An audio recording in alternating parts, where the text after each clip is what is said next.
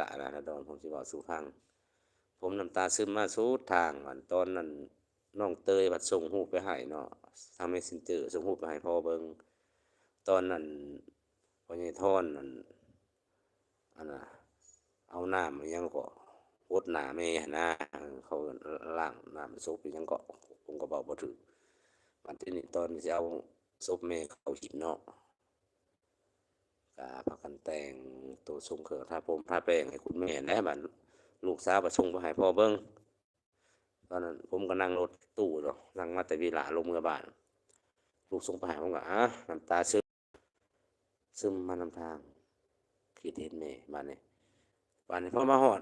หน้าศพแม่น่ะผมก็กั้นในใจไว้ผมทำใจให้ได้ผมจะบ่แสดงอาการผมจะบ่ให้น้ำตาที่ให้แม่เห็นว่า